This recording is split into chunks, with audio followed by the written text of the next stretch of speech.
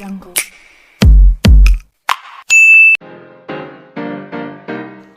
Good day everyone! I am Maria Eiling Paglikhawan, one of the reporter of Chapter 6, the moral and spiritual aspect of personality, and Chapter 7, the physiological and physical aspect of personality. So, without further ado, let's get started. At the end of this lesson of Chapter 6, the students will be able to define the morals, differentiate the ethics and morals, identify the sources of principle of ethics, differentiate the ethical and legal standard, learn the definition of values, its type, characteristics, importance, and sources. Then enumerate the 10 global code of ethics for tourism, and then define the corporate social responsibility and learn its importance. Morals are the prevailing standards of behavior that enable people to live cooperatively in groups. Moral refers to what society sanctions as right and acceptable. Morals are concept of right and wrong, particularly in terms of how one should act and treat others. The majority of individuals would agree that criminals who commit theft, murder, and other criminals lack morality. Many individuals believe that politicians too need to develop their morality. Everyone has a slightly unique set of morals, and several cultures also have their own morals as well. Your morals are probably influenced by a combination of your parents, teachers, culture, and religion. Ethics refers to the rules provided by an external sources. Example is code of conduct in the workplace or principles in religions, while morals refer to an individual's own principle regarding the right and wrong. Under the source of principles, consistency and flexibility, ethics are very consistent within a certain context but can vary greatly between contexts. Both morality and ethics are concerned with determining what is right and wrong, but morals refer to an individual's personal beliefs, whereas ethics is typically associated with a practical set of rules that must be followed in a professional setting, such as a code of ethics in medicine, law, and business. Standards you must comply by in order to stay in a group of profession are known as ethics. Moral are the innermost principles that guide your behavior. It is conceivable that depending on your line of work, your morals are tougher than the code of ethics in a certain situation. Alongside the ethical highway, morality serves as a service road. While the majority of the time the rules and regulations of the professional highway will serve as your guide, occasionally for better or for worse, your morals will force you to turn back onto the service road because you are unable or unwilling to continue down the ethics highway without first considering the path you are taking. While having morals is typically perceived as a way to be and do well, if your morals fall short of commonly accepted ethics, your behavior may be interpreted as being outside the bounds of what is proper in your community or profession, and as a result, you may face consequences. Morality isn't always ethical and vice versa. It's vital to understand that morality and ethics aren't necessarily mutually exclusive. A code of silence that evolved among mafia members is omerta, for example. It served as a means of police protection for criminals. This complies with the organization's ethical standards, but it also be seen as unethical from a moral perspective. Even moral behaviors might be unethical. Despite operating out of moral desires to see justice served, a lawyer who informs the court that their client is guilty is unethical since it violates the attorney-client privilege. Every person has a set of ethics that guide him throughout his life and enable him to deal with any challenging circumstances. However, morals are not absolute or too strict laws. Rather, they are guidelines that the majority of people believe to be just. Because of this, most people accept them.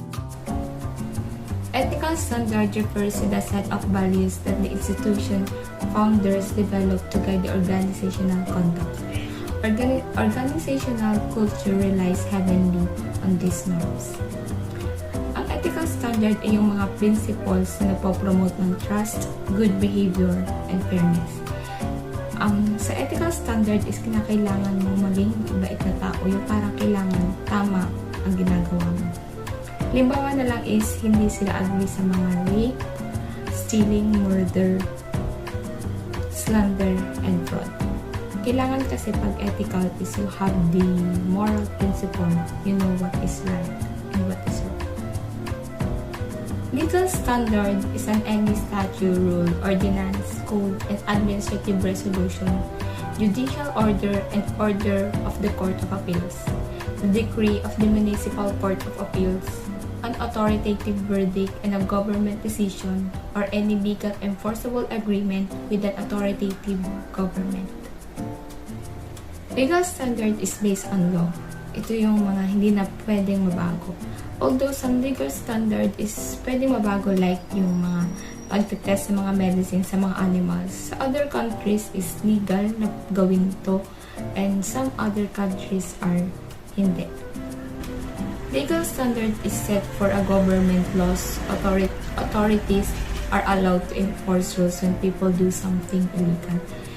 Like pag may mga magnanakaw, sabi sa legal standard is bawal magnakaw. So, pag binani mo ito is you can face consequences like pwede kang makulong.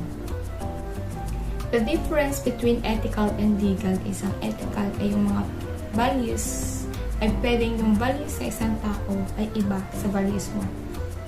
Ganun din naman sa legal, kaso nga lang, diba, kung gusto mo magnakaw is if sa tingin mo ito ang tama gawin, ay pwedeng kang makulong. You will just face the consequences like pwede kang makulong. Not like the ethical na pag iba ang pananaw mo sa ibang tao is wala mangyayari. Another difference of ethical and legal standard is legal standard are based on written law while ethical standard are based on human rights and wrongs. Something can be legal but not ethical. Like, halimbawa is yung abortion. Some countries is legal ang abortion. But we all know that it is not ethical. Killing someone's life will never be unethical.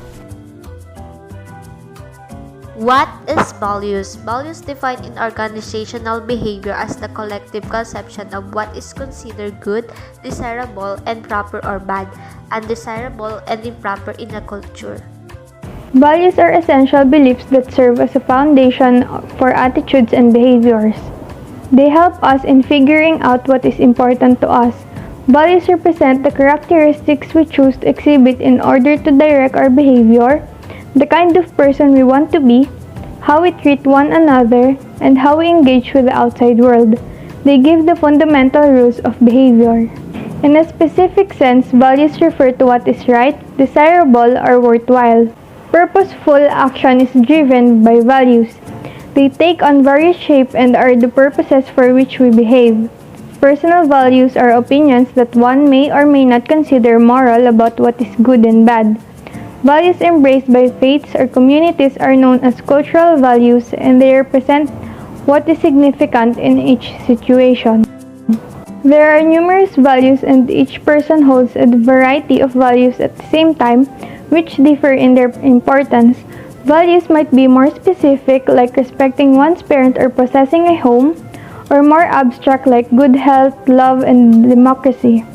General values include things like truth prevails, or love thy neighbors as yourself.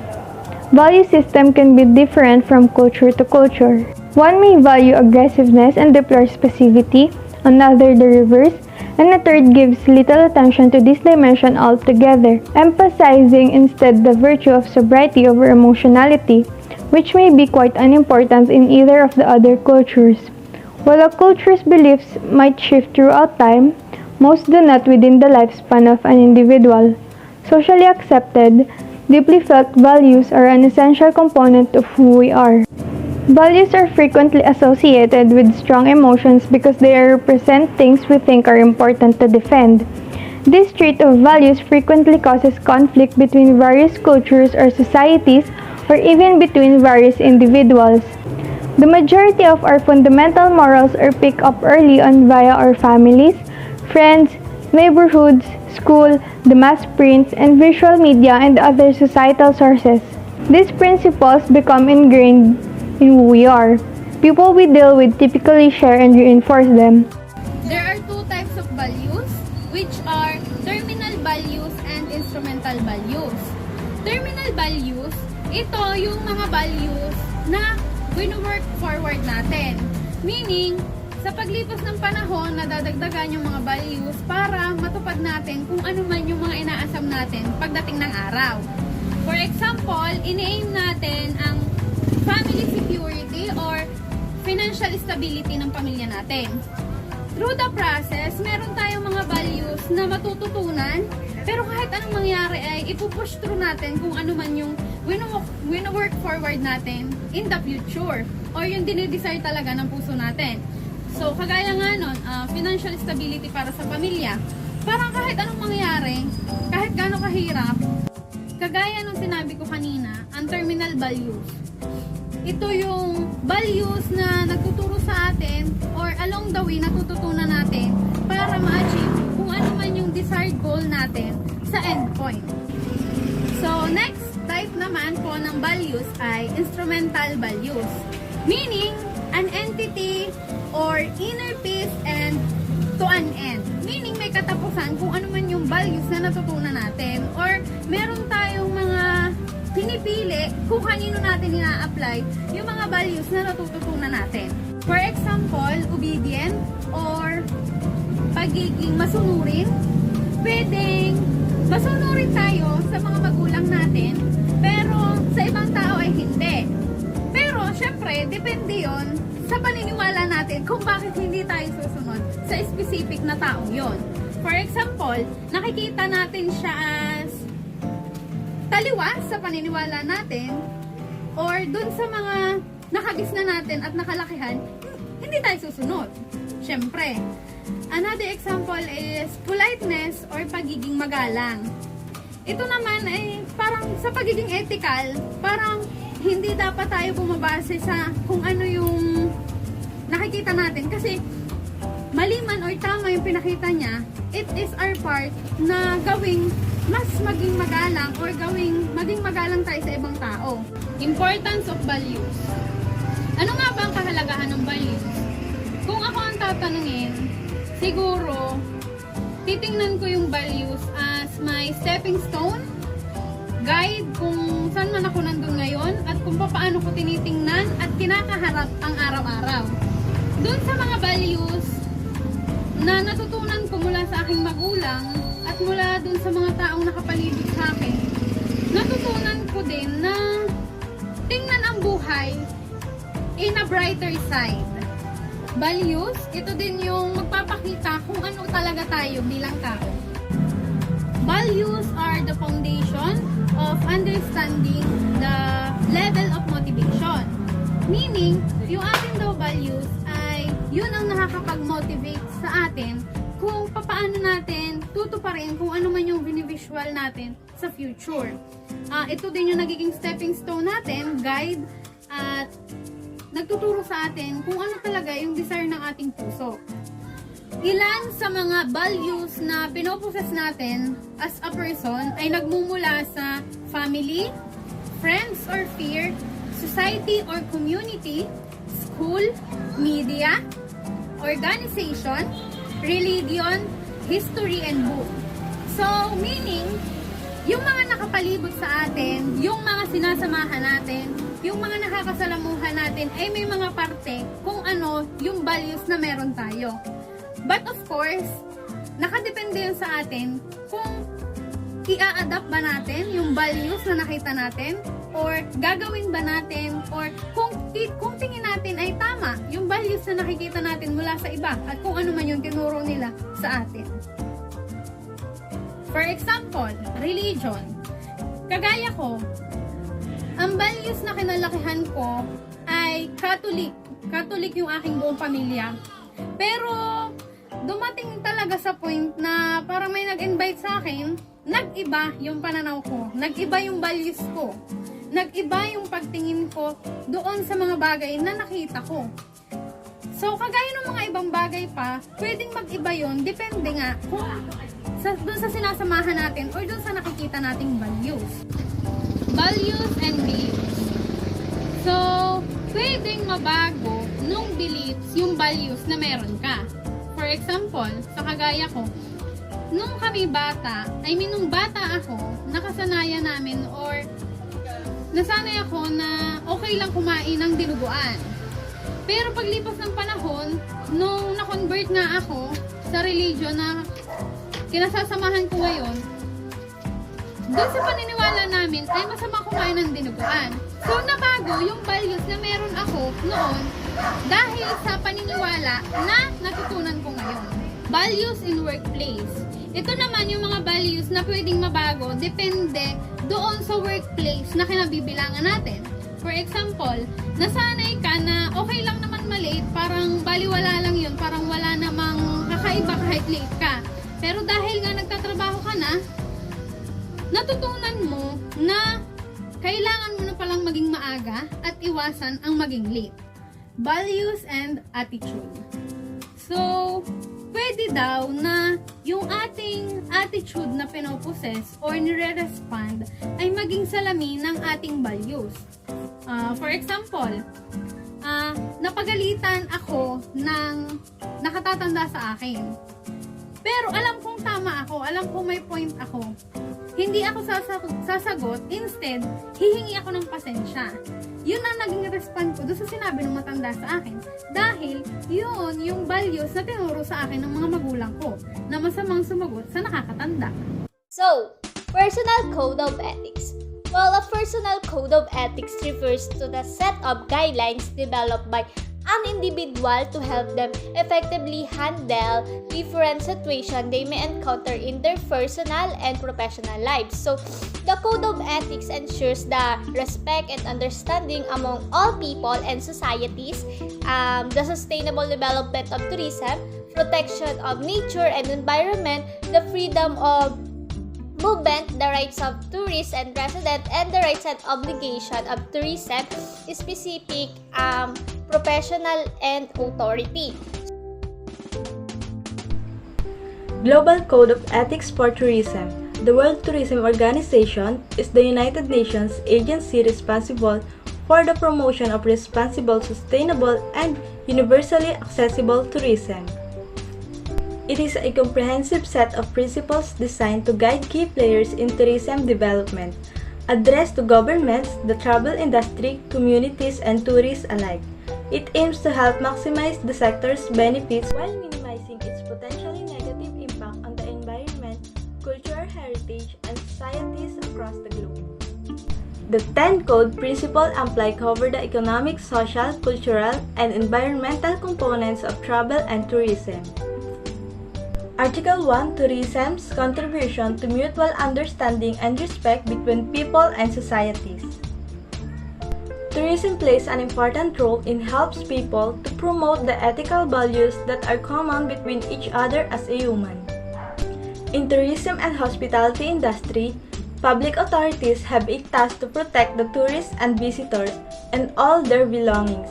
It is to secure the safety of tourists and ensure their things and needs.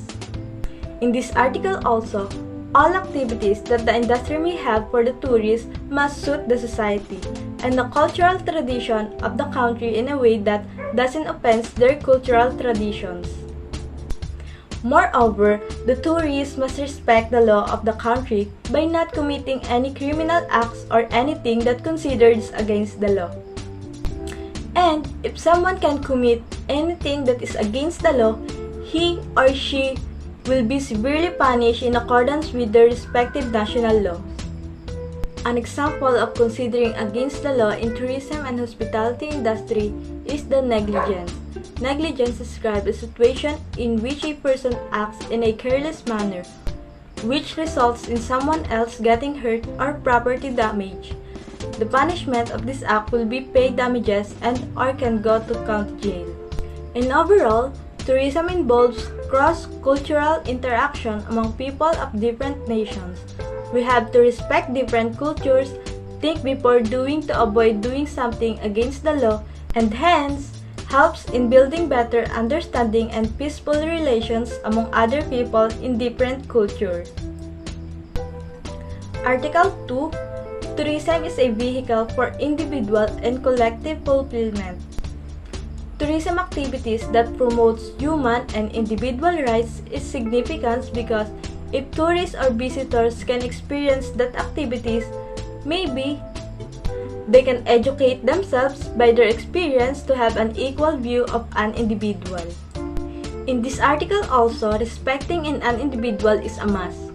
Even rich or poor, young or old, and men and women, no matter what our situation is, if we give our respect to others and they will also respect you, as an individual, it feels welcome and heartwarming, and for me that is what I call fulfillment. Fulfillment of being respectful and respected. Article 3. Tourism a factor of sustainable development. Tourism practitioners should safeguard the environment and natural heritage, preserve resources, and avoid waste production, ideally by agreeing to limitations on their activities in highly sensitive areas. As in the industry, they may know the holidays to reduce the pressure of tourism activities, protecting the natural heritage composed of ecosystem and biodiversity is important to preserve endangered species of wildlife. Stakeholders in tourism development agree impositions and limitations or constraints on their activities when these are exercised in particularly sensitive areas. Article 3, on the other words, involves social responsibility, a strong commitment to nature, and the integration of local people in any tourist operation or development. The natural resources of the environment are one that is enriching tourism. So, as an individual, we must to protect it by simply do not abuse natural resources. Article 4. Tourism may usurp the cultural heritage of mankind and contribute to its enhancement.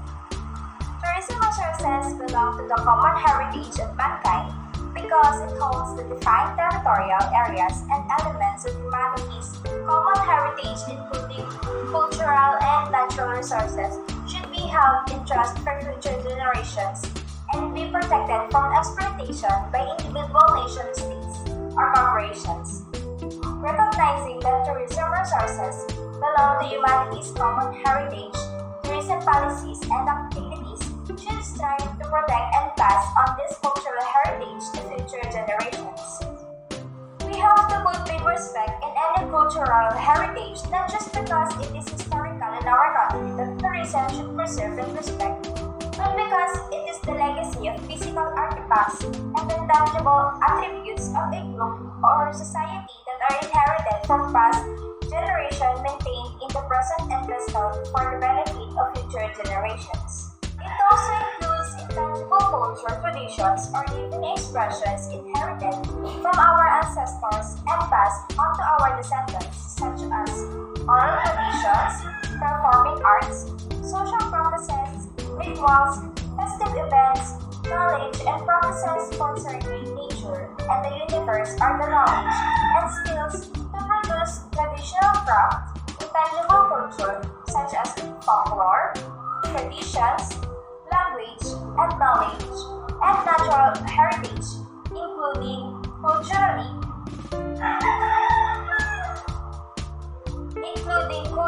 significant landscapes and biodiversity. Whatever shape they take, these things form part of a heritage, and this heritage requires active effort on our part in order to safeguard it from tourism because it has a big part and helps in our tourism industry.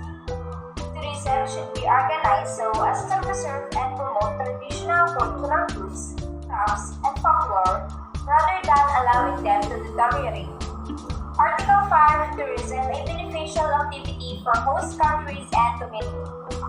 Global community must be involved with tourism activities and share equitably in the economic, social, and cultural benefits of tourism, especially in terms of jobs. In particular, problems need to be addressed in vulnerable regions for which tourism is an opportunity for development. tourism can be a beneficial activity for host countries and communities, such benefits must not only be measured in terms of monetary value but also the social, cultural, and political benefits as well. And just to summarize Article 5, this article talks about how local residents should be involved in tourism-related activities and fairly enjoy the economic, social, and cultural benefits they produce, especially when it comes to the development of direct and indirect jobs as a result of those activities. The planning, architectural design, and operation of tourism resorts and accommodations should aim to integrate them to the extent possible in the local economic and social fabric. Where skills are involved, priority should be given to local manpower. Tourism policies should be implemented in a way that helps to raise the standard of living of the populations of the regions visited and meet their needs. Given the collapse of conventional economic activity, tourism frequently presents a unique chance for growth in vulnerable, rural, or mountain regions, as well as the unique issues that affect coastal areas, island territories, and other vulnerable locations. Professionals in the tourism industry, especially innovators, who are subject to the rules set forth by the public authorities, are required to conduct studies of the effects of their development projects on the environment and natural surroundings. They should also provide information on their future programs and their anticipated effects with the greatest transparency and objectivity, and they should encourage discussion about their contents with the population concerned. Article 6. Obligations of stakeholders in tourism development. To summarize Article 6, this article talks about the tourism professionals insofar as it depends on them, should show concern in cooperation with the public authorities for the security and safety, accident prevention, health protection, and food and safety of those who are using their services. Likewise, they should ensure the existence of suitable systems of insurance and assistance.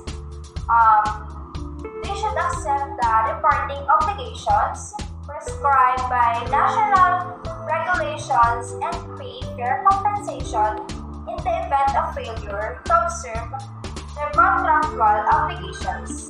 Professionals in the tourism industry should, to the extent that it is in their power to do so, demonstrate concern for the security and safety, accident prevention, health protection, and freedom and safety of those who seek out their services.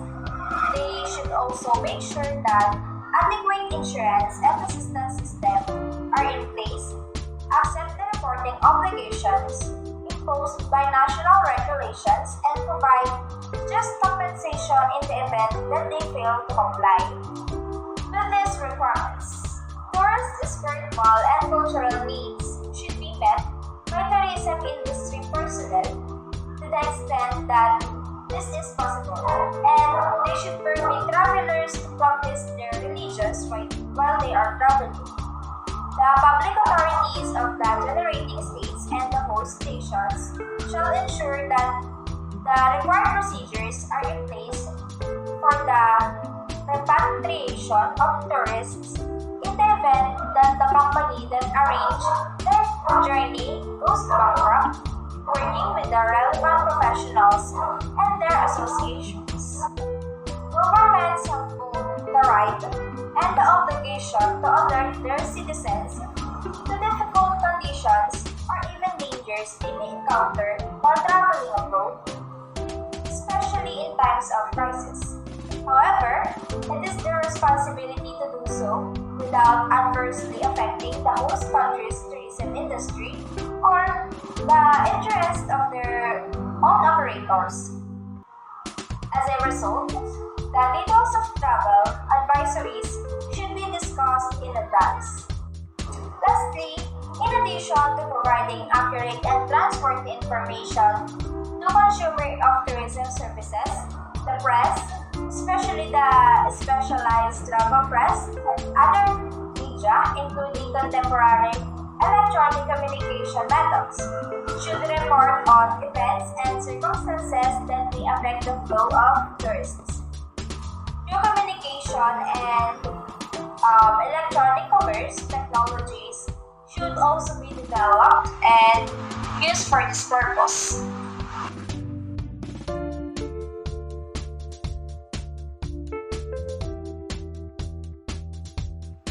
So, the right of tourism dominates in UNWTO discourse. So, this discourse insists that tourists respect the population they visit. However, this is accomplished without questioning the infinite nature of such visit, with travel statistic increasing exponentially and steadily at the same time as an anti-tourism movements are. So if we are consider these rights to be associated with duties, the right of the tourism entails a duty to host the holders of this right.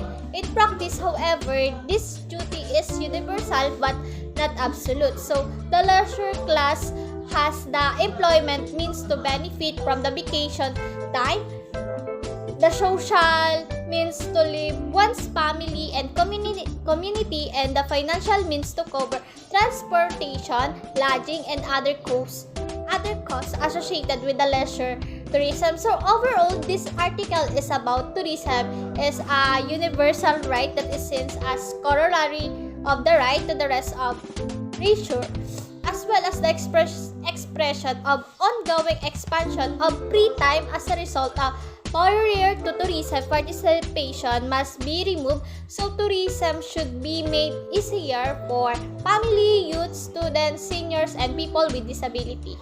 Article 8, Liberty of Tourist Movement. So in this article, tourist movement include a tourist leaving his origin to travel to different destination and moving around within each destination. So overall, this article is about tourists must have equal access to modes of the transportation, lodging, and tourist attraction without discrimination or excessive formality, and they must be able to communicate and have the same confidentiality rights as citizens of the host country. So travel within countries and states must be standardized and simplified. So Article 9, Rights of the Workers of Entrepreneur in the Tourism Industry. Under this article, entrepreneur associated with a small business is regarded as the primary vehicle for establishing new business in the country because it creates more job opportunity and stimulates competition. So, small businesses are vital to the economy because they are its lifeblood. They are at the forefront of government's effort in many counties to promote innovation, enterprise, and increase productivity. Because their role in the supply chain, small businesses are especially important. They are significant because of the competition they foster and the ideas, products, and services they bring to the market. Tourism and hospitality are complex industries with a distinct field of activity. So this industry is part of economic and social life, and it provides numerous entrepreneurial opportunity for small business development. This is a capital-intensive and highly competitive industry. So entrepreneurs in this industry primarily focus on the economic development of tourist areas with the goal of creating a new sustainable businesses by increasing enterprise capacity and willingness to organize the business and manage risk. So tourism entrepreneurship should increase industry competitiveness, resulting in increased productivity and economic development in our country. So tourism business must contribute to the local community's economic prosperity, which in turn to improves residents' well-being. So overall, this article is about governments must respect and protect the fundamental rights of a worker and entrepreneur in the tourism industry. Given the seasonal nature of many jobs in the industry, They should have the right on ongoing training and development as well as adequate social protection. Last one is the Article 10 implementation of the principle of Global Code of Ethics for Tourism. So we can take ethics as the principle that guide our behavior toward making the best choice that benefit everyone.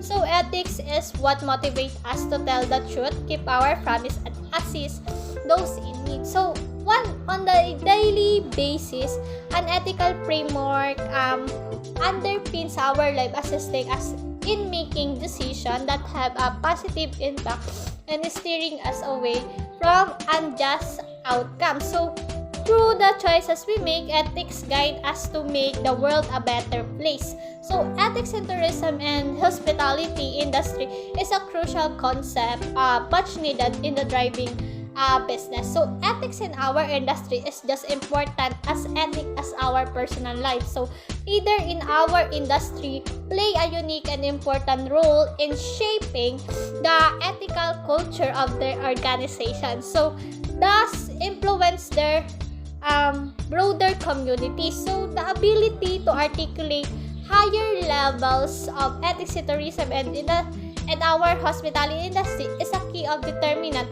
of the ability to follow set missions and establish the best organizational culture that anchors high levels of productivity and profitability. So this is important to the development of laser-like focus on ensuring the customer's needs are effectively met, furthermore creating a satisfied workforce through a human rights promotion and protection, as well as improving human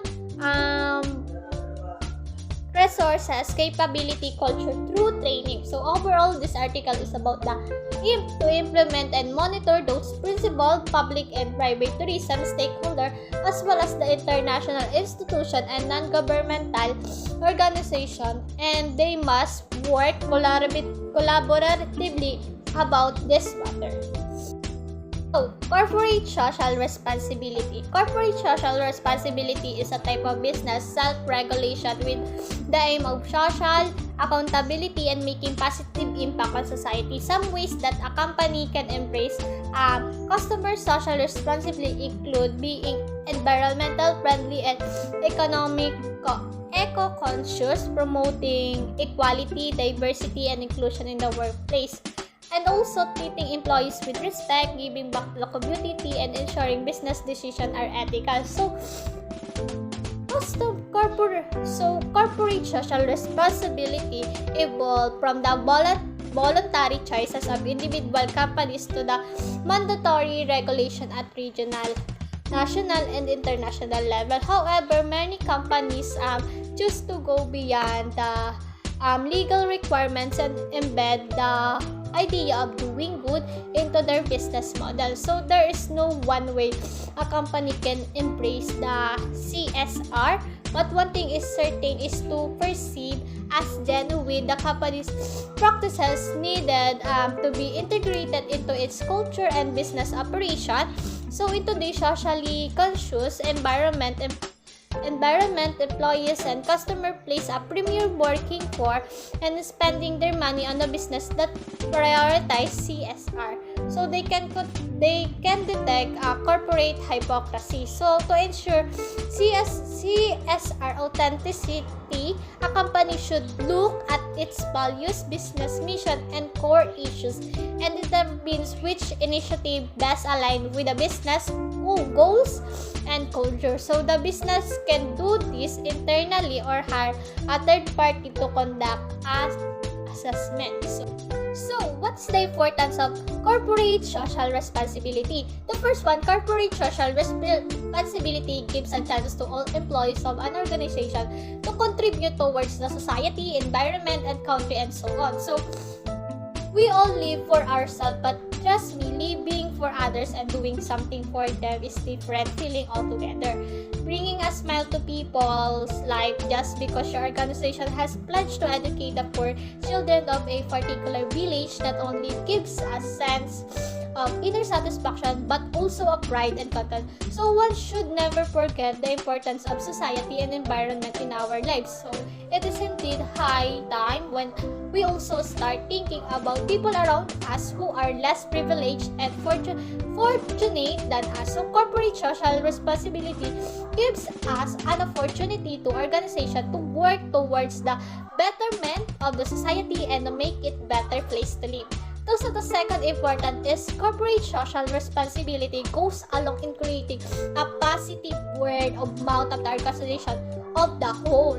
So, doing something for your society or our society, stakeholders, customer, it would not only take your business to a higher level but also ensure a long-term growth and success. So, corporate social responsibility plays a crucial role in making our brand popular not only among to our competitor but also in the media, other organizations, and most importantly, people who are your direct customers. So people develop a positive feeling for a brand which take an initiative of educating for children, planting more trees for a greener environment, bringing electricity to a village, providing employment to people, and so on. So you really do not have to invest much in corporate social responsibility. Do not undertake the CSR activities only to gain publicity, but because you believe in the cause. There are many organizations which stop to promote a village, some of which are even unheard as initiative of corporate social responsibility. So the last importance of corporate social responsibility is it also gave employees a feeling of unparalleled happiness. So believe me, employees take pride in advocating for people or children who cannot afford to go a regular school and visit formal education. CSR activities strengthen the bond among employees. People develop a habit of working together as a single unit to help others. So in fact, they start enjoying work together and also become a good person too, of course, of time. They also develop a sense of loyalty and attachment towards their organization, which at least thinking for the society who does not like to work with an organization where management is kind enough to take out time for the society and contribute in their own small way. So ask yourself, when is the last time you did something for your society, for your customer, stakeholder, and environment? So corporate social responsibility goes a long way in building a positive image of our brand, and your brand becomes a common man's brand. People start believing in the brand and nothing can help you more than your customer. And positive word of mouth eventually helps to generate more revenue for your organization. That's all for chapter 6 of moral and spiritual aspect of personality. And the chapter 7 will be reported of my groupmates. Physical, social, and psychological aspects of personality. Let's start with physical. Physical activity is an unbodily movement produced by skeletal muscle that requires energy and expenditure. Dito, sa physical activity, halimbawa nito is walking, dancing, swimming, jogging, running, at kung ano-ano pang nagko-consist ng mga physical activities. Diet and nutrition. Diet is the food and drink a person consumes daily and the mental and physical circumstances connected to eating. Ang nutrition naman involves more than simply eating a good diet. It is about the nourishment on every level. Usually, this diet and nutrition ay laging magkasama. Siyempre, if you have the proper diet, you have the proper nutrition also. Alcohol and drugs. Substance that alters mood or other bodily process should be limited and avoided. Substance that alters mood, may mga taong kaya nagda-drugs para makalimot dahil may mga problema. Ganon din ang alcohol. Yung parang sa kaunting oras is pwede silang makalimot. Pero alam naman natin na mali ito. Di solusyon sa problema ang alcohol at droga. Medical self-care. Self-care involves individuals making informed decisions regarding diagnosis and treatment of health problems as well as preventive care. Dito papasok yung mga first aid. Halimbawa na lang is sasugatan ka. Imbis na pumunta pang hospital is alam mo na ang gagawin mo. Parang self-diagnosis. Pag nilagnat, alam mo na kung anong gamot ang dapat inumin. Rest and sleep. Getting enough sleep is essential for helping a person maintain optimal health and well-being. And when it comes to their health, sleep is as vital as exercise and eating a balanced diet. Getting enough sleep is important. Sabi nga nila, if you have a better sleep or rest, you will have the better memory, greater athletic performance, and low risk of heart disease, and also it strongs your immune system. Social health. Social health can be defined as the ability to interact and form a meaningful relationship with others. It also relates to how comfortably we can adapt to social situations. Social relationship had an impact in our mental health, physical health, and morality risk. Ang social health daw ay kung paano tayo makihalubilo sa ibang tao at kung paano natin i-adapt ang ating surroundings. Halimbawa is being engaged with others in your community. Dito papasok ang strategies on improving social health. What if napunta ka sa lugar na outside from your comfort zone? The first thing that you need to do is to develop your communication skills. Wala namang masama makipag-usap sa ibang tao. Then it's make your connection and build a healthy relationship once na feeling mo ay swak kayo or okay kayo para sa isa't isa. Go make him or her your friends. Then go get active together. Mas masarap na may kasama ka sa kung ano ang mga gagawin mo. And also, the most important thing is to respect him or her and respect yourself too. While social health is important, the health of social context affects the physical and mental of an individual by improving the health of our economies. Individuals are empowered to live healthier lives filled with sense of purpose and belonging. Katulad nga po yung sinasabi ko, social health give us a good mental health. It can lower the rates of anxiety, depression, and also pinapataas niya ang ating self-esteem. These benefits is makakatulong para mas maging masaya tayo, contented, and also people around you will want to spend with you. Social wellness. Social wellness refers to the relationship that we have and how we interact with others. It involves building healthy, nurturing, and supportive relationship as well as to fostering a genuine connection with those around you. Social wellness and social health are almost the same. They have the connection of people around you and how we interact with others. It is also offer support during difficult times. Social wellness is the ability to be who you are in all situations, becoming engaged with other people in your community, and valuing diversity and treat others with respect. Here are some on how to improve social wellness. Start with self-care, reaching out, small talk, be yourself. Find people who you share your interest with. Focus on quality, not quantity. Choose friends who will encourage you to make a healthy choices and work on your communication skills. Now, let's discuss what is healthy society. A healthy society is one that is socially integrated in a way that meets our basic physical and psychological needs, facilitating a sense of higher purpose.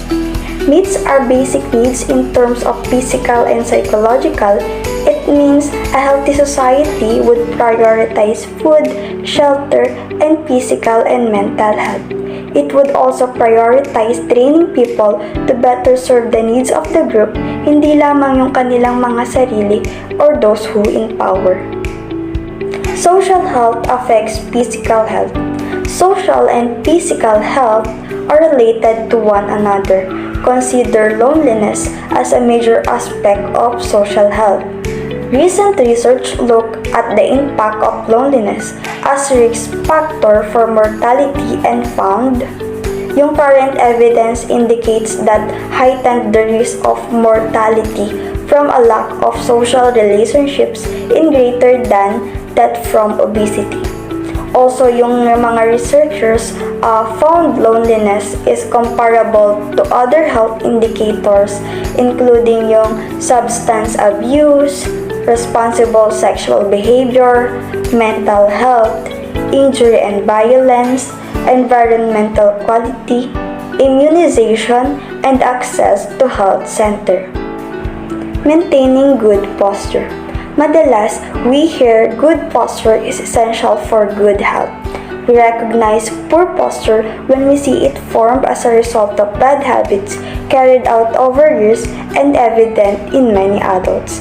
Kasi diba, isipin nyo, if we don't have the best posture, we're going to be more prone to have muscle tightness and joint stiffness. And kapag meron tayo ng mga yon, we're more likely to have those muscle imbalances, asymmetries, and that can really create pain or injury down the road.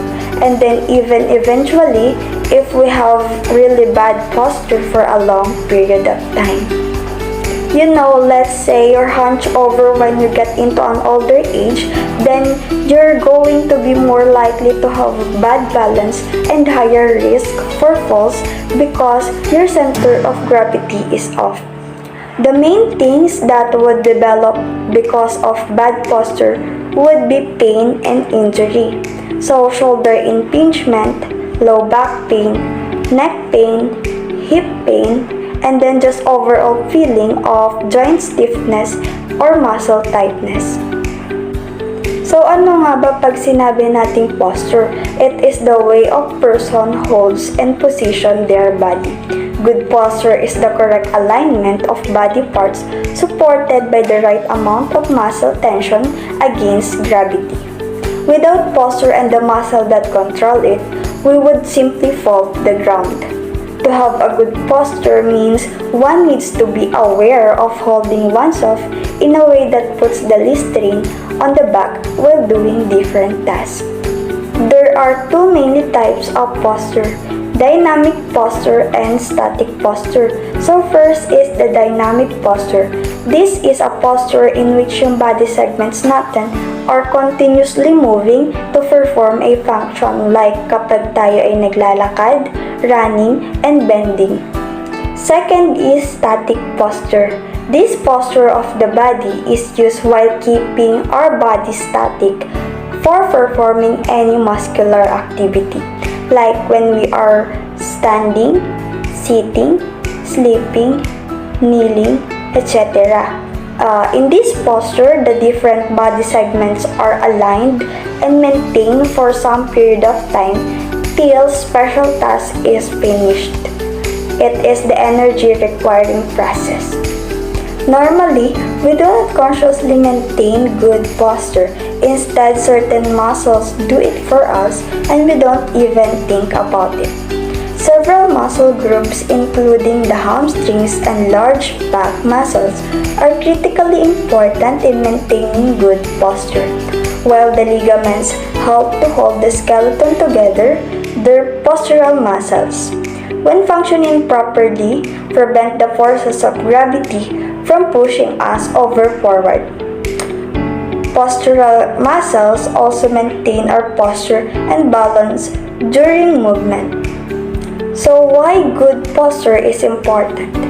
Good posture is important to our overall health and offers a variety of benefits including reduced back pain, increased energy, and greater confidence, as it can help also to avoid muscle tension, pain, fatigue, and many other common ailments and medical conditions. Correct posture assists us in keeping our bones and joints in proper alignment so that our muscle can be used properly, reducing the abnormal wear of joint surfaces that can lead to degenerative arthritis and joint pain.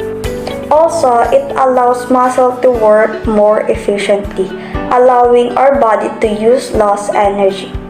Properly aligned bones and joints contribute to optimal muscle functioning, which can help to feel more energetic and less tired.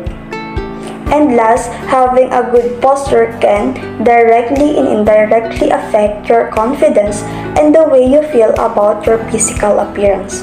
For instance, good posture can boost your energy levels and empower you to become more active and social. Our topic is consequences of poor posture. The complication of poor posture include back pain, spinal infection, degeneration, rounded shoulders, and pot belly. You can improve your posture and spinal health by making a few lifestyle adjustments. See your doctor, psychotherapist, chiropractor, or Alexander Technique teacher for further information and advice.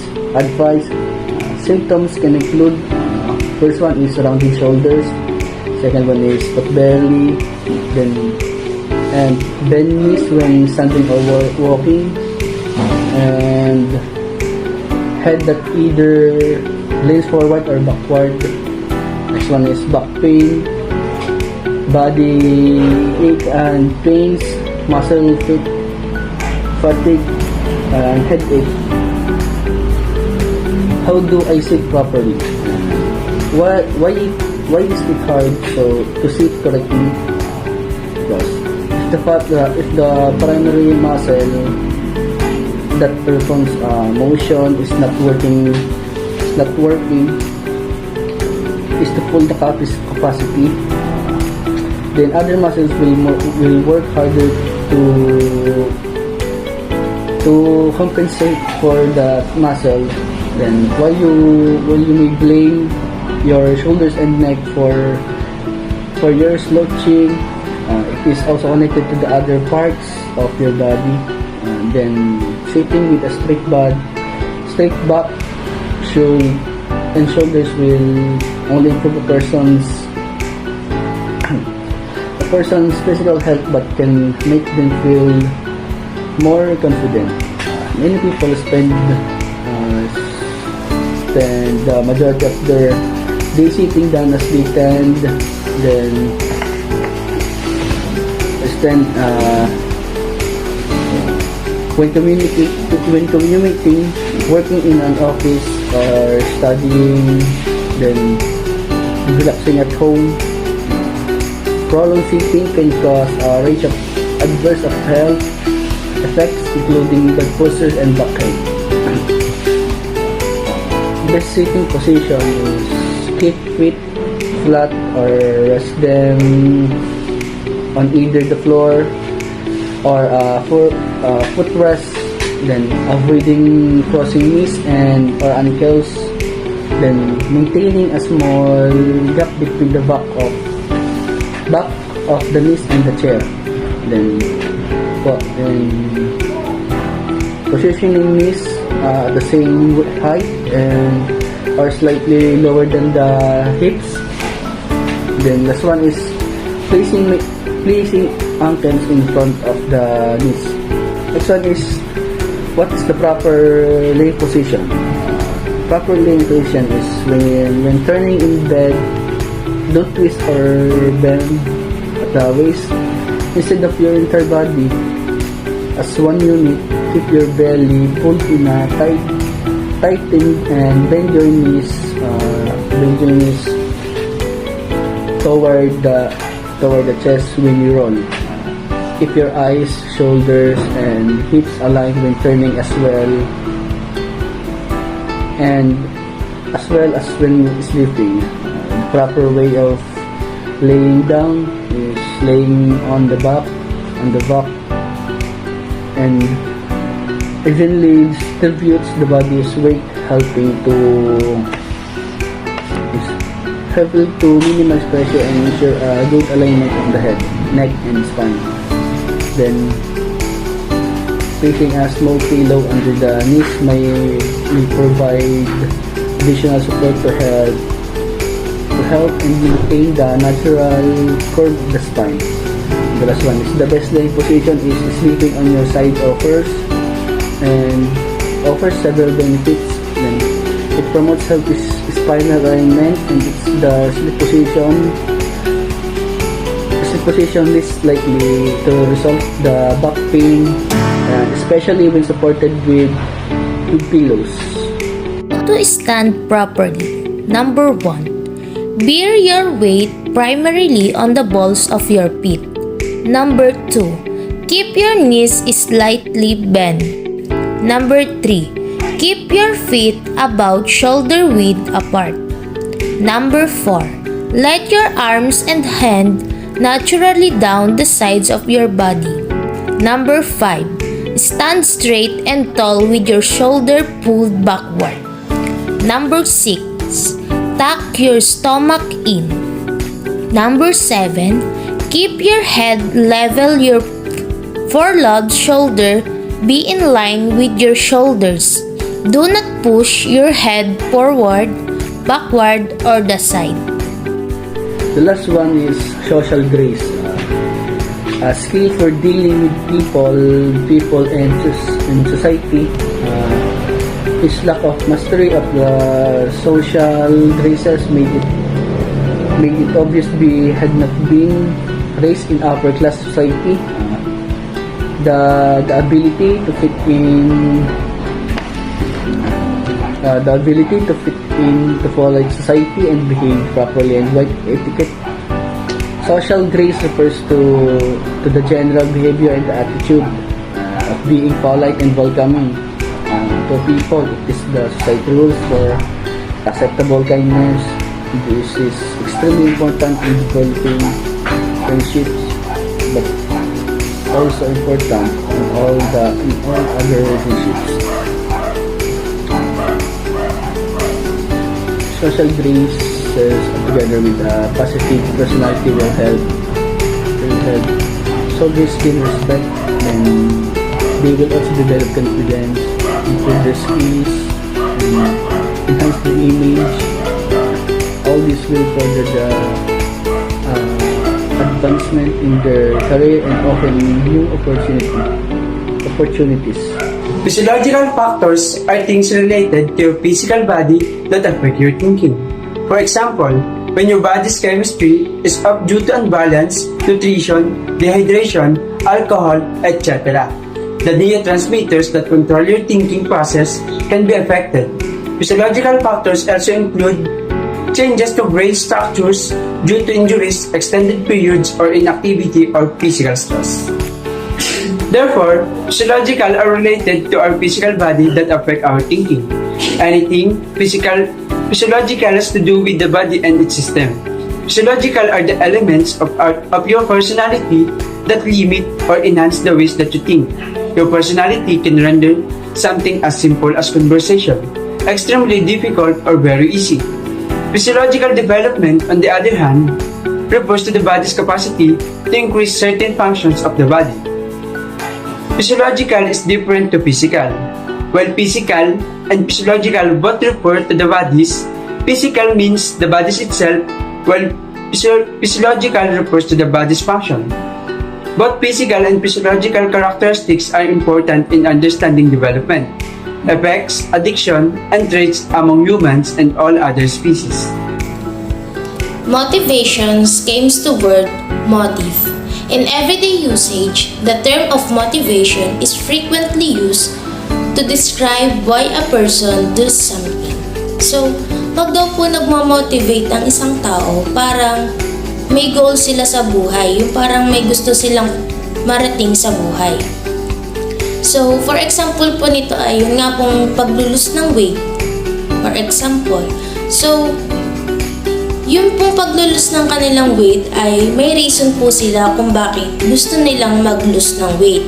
So, for example po, kaya po sila naglo-lose ng weight ay gusto nilang maging healthy yung kanilang katawan. And motivation have other meaning like inspiration, reason for doing something, existing of interest, motivate to do, and encourage to do. Abraham Maslow was a psychologist who founded what later became known as the Humanistic School of Psychology. His principal subject of study was human motivation. He is most famous today for developing his hierarchy of needs, which explains people's motivation and behavior as the result of different sets of needs which drive them. There are 5 levels in Maslow's pyramid.